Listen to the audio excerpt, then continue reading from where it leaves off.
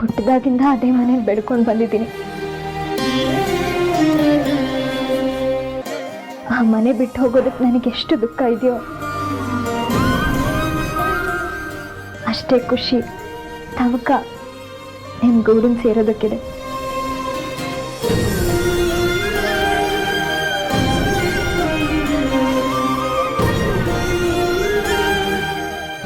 You're most welcome to my sweet home.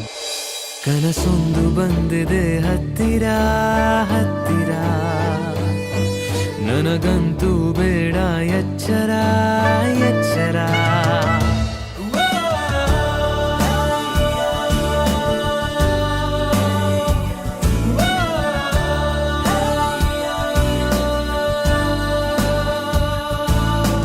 ಜಾದು ಮಾಡಿದಂತೆ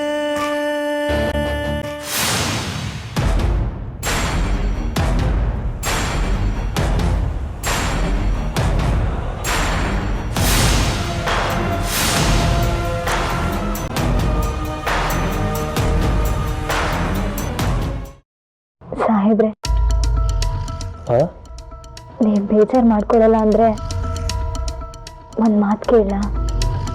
ಕೇಳಿ ಟೀಚರ್.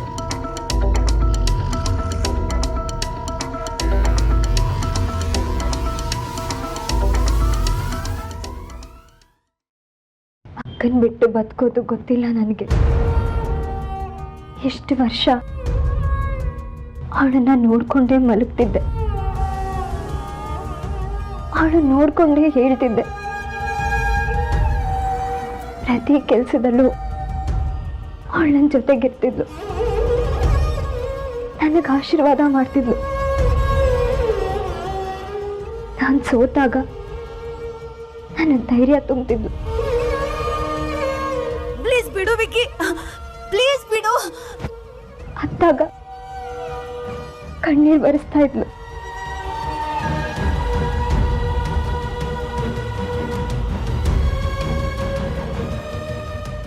ನಾನು ತಗೊಳ್ಳೋ ನಿರ್ಧಾರದಲ್ಲಿ ತಪ್ಕೊಂಡು ಬಂದ್ರೆ ನನಗೆ ತಿದ್ದಿ ಬುದ್ಧಿ ಹೇಳ್ತಿದ್ಲು.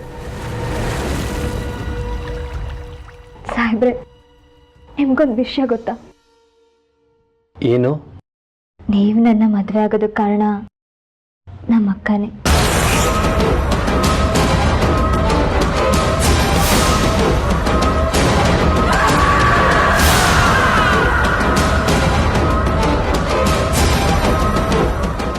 ಹೇಗೆ?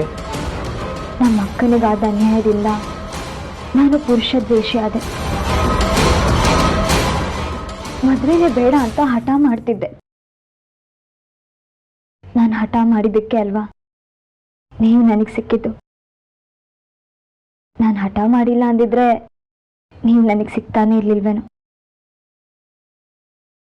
ನಮ್ಮ ಅಕ್ಕನ ಫೋಟೋನ ನಿಮ್ಮ ಮನೆಗೆ ತರಲಾ? ಕುಲಕ್ವರೆಗೂ ಈ ಮೇಘನ ಬೇರೆ ಕುಲಕ್ಕೆ ಸೇರ್ತಾಳೆ ಹೊರತು ನಿಮ್ಮ ಕುಲದಿಂದ ಯಾವತ್ತೂ ಹೊರಗೆ ಹೋಗಲ್ಲಪ್ಪ.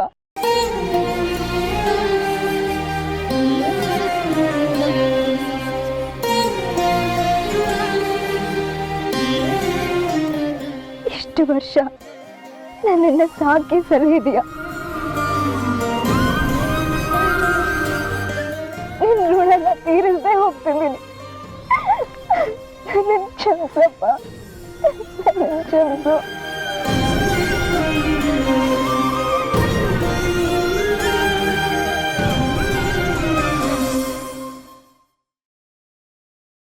ಹಾಗನ್ಬೇಡ್ವೆ. ಋಣ ಅಲ್ಲ ಇದು, ನನ್ನ ಕರ್ತವ್ಯ.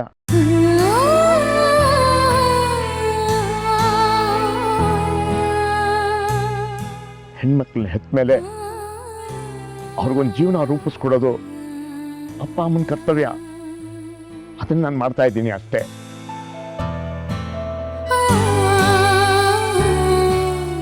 ನಿನಗೊಬ್ಬ ಗಂಡು ಮಗ ಇದ್ದಿದ್ರೆ ನನಗಿಷ್ಟೊಂದು ಸಂಕಟ ಆಗ್ತಿರ್ಲಿಲ್ವೇನೋಪ್ಪ. ಮೇಡಮ್ಮ,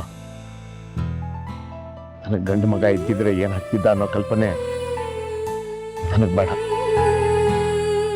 ನನಗೆ ನೀವೇ ಗಂಡು ಮಕ್ಕಳು, ನೀವೇ ಹೆಣ್ಮಕ್ಳು.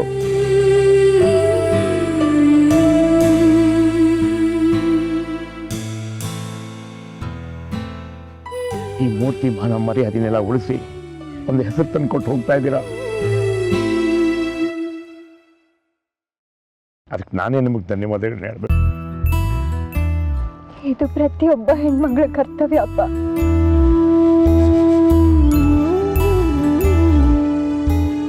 ಸರಿ ಮಗಳೇ,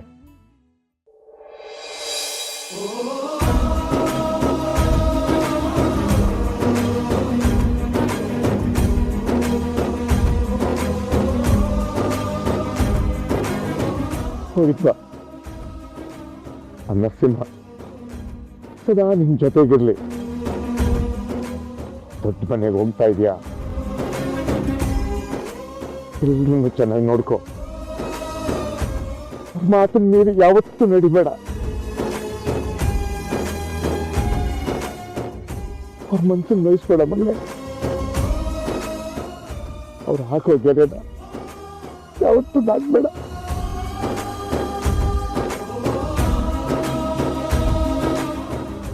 ಹೋದ ಮನೆಗೆ ಕೀರ್ತಿ ತಂದ್ಕೊಡು. ನನಗೆ ಅಷ್ಟೇ ಬೇಕಾಗಿರೋದು ಮಗಳೇ.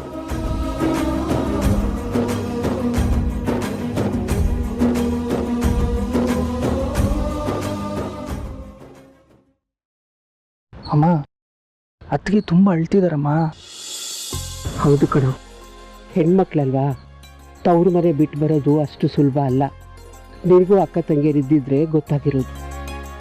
ನನಗದು ಅರ್ಥ ಆಯ್ತಮ್ಮ. ಅತ್ತಿಗೆ ನಮ್ಮ ಮನೆಗೆ ಬಂದು ಅಡ್ಜಸ್ಟ್ ಆಗೋವರೆಗೂ ಅವ್ರ ತಂಗಿನವ್ರ ಜೊತೆ ಬರಕ್ಕೆ ಹೇಳಮ್ಮ. ಅಮ್ಮ, ಏನು ಮನೆ ನಮ್ಮ ನೋಡ್ತಿದ್ಯಾ? ಅಲ್ಲಿ ಹೇಳೋದನ್ನ ಸ್ವಲ್ಪ ಅರ್ಥ ಮಾಡ್ಕೊ. ಅವರು ನಮ್ಮ ಮನೆಗೆ ಬಂದು ಅಲ್ಲಿ ಅಡ್ಜಸ್ಟ್ ಆಗೋದಕ್ಕೆ ಸ್ವಲ್ಪ ಸಮಯ ತಗೊಳುತ್ತೆ. ಅಲ್ಲಿವರೆಗೂ ತಂಗಿ ಜೊತೆಗಿದ್ರೆ ಸರಿ ಹೋಗುತ್ತಲ್ವಾ? ನೀನು ಹೇಳೋದು ಸರಿಯಾಗೇ ಇದೆ ಕಣೋ.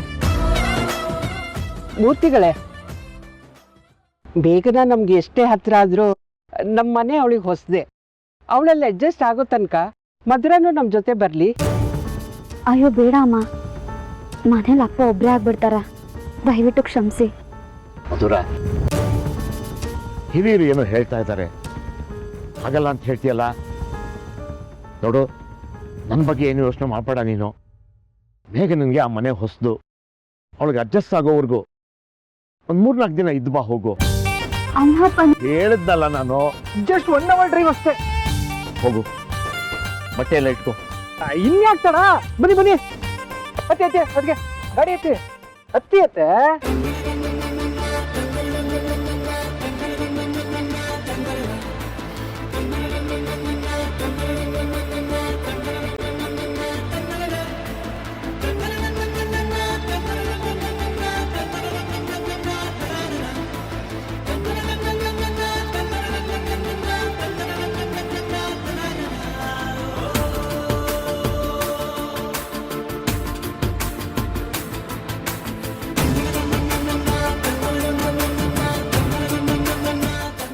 ಹೋಗಿ ಬರ್ತೀನಪ್ಪ. ನರಸಿಂಹ ನಿನಗೆ ಒಳ್ಳೇದು ಮಾಡಲಿ.